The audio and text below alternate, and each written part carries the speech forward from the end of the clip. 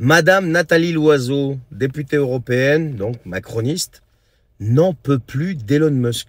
Je crois qu'elle doit en faire des cauchemars la nuit. Regarde cette vidéo, son intervention sur un plateau télé, là, et on en parle juste après. C'est juste, mais à mourir de rire. Regarde. Regardez les tweets d'Elon Musk depuis plusieurs semaines. Il s'en prend au Royaume-Uni. Il s'en prend à Keir Starmer, le Premier ministre britannique, avec des termes d'une violence Oui, inouïe. il parle de pédophilie facilitée par Keir Starmer. Il le qualifie de violeur en chef.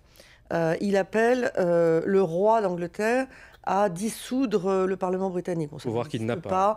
Mais enfin, c'est très violent. Il en fait autant vis-à-vis du chancelier allemand. Mais alors, comment agir face à lui Des alliés des États-Unis. Je n'ai pas trouvé un tweet d'Elon Musk vis-à-vis de Vladimir Poutine ou vis-à-vis du président chinois, qui sont au moins des rivaux, voire des adversaires des États-Unis. Mais c'est une tentative de déstabilisation de l'Europe de la part C'est une ingérence flagrante. C'est une ingérence flagrante de l'homme le plus riche du monde qui met sa fortune au service de son réseau social pour diffuser de la désinformation, pour, avec les algorithmes de X, manipuler ce que l'on voit ou ce qu'on ne voit pas sur l'ancien Twitter. Heureusement que l'Union européenne a pris des dispositions. Moi, je suis toujours fasciné quand je vois ces gens venir rejeter toutes les fautes sur les autres, mais jamais faire de remise en question, tu vois. Jamais, tu vois, se remettre en question. Ben, Elon Musk, pourquoi il s'en prend à l'Angleterre? Ben, je sais pas si vous êtes au courant de ce qui se passe en Angleterre, là. Avec cette histoire de gamins, etc. Je veux pas trop en dire ici, parce que, étant donné que, voilà, que tout saute pour rien. Regardez ce qui se passe en Angleterre. Allez vous renseigner ce qui se passe en Angleterre. C'est quand même terrible. Le mec, ça a été lui, le premier à dénoncer tout ça. Et ça, Madame Loiseau, qu'est-ce que vous apportez comme explication à ce qui se passe en Angleterre? Moi, je serais intéressé de savoir votre avis, en fait. Alors ça, c'est pour Elon Musk. Alors, il y a tout un tas de trucs derrière, parce que aussi, il a parlé de l'Allemagne et compagnie. On a affaire à un mec qui est un patriote, qui est certes très fortuné, le plus fortuné au monde, qui rentre dans l'art de tout le monde. Il met des gros coups de pied dans les fourmilières, pour pas dire autre chose. Et ça les dérange. À juste titre, ça les dérange. Tout le monde sait pourquoi. Sans trop en dire ici. La deuxième chose, vous parlez d'ingérence.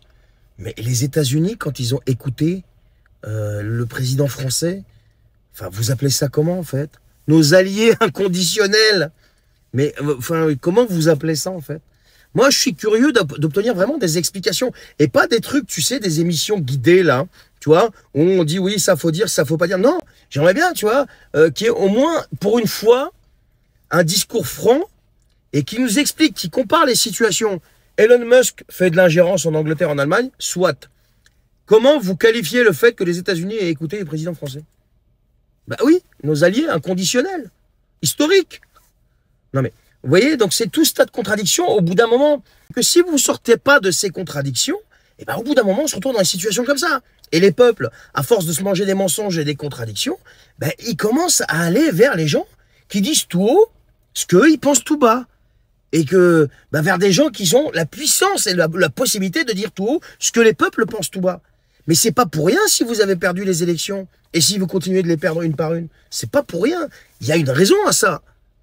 Et une des raisons, c'est que vous ne dites pas la vérité. Vous êtes toujours dans le camouflage, vous tournez les choses comme vous voulez. Vous dites, vous êtes tous entourés de 150, je sais pas combien, conseillers en communication, et qui vous disent ce qu'il faut dire pour que ça plaise. Mais le problème, c'est que la traduction dans les faits, c'est de la daube.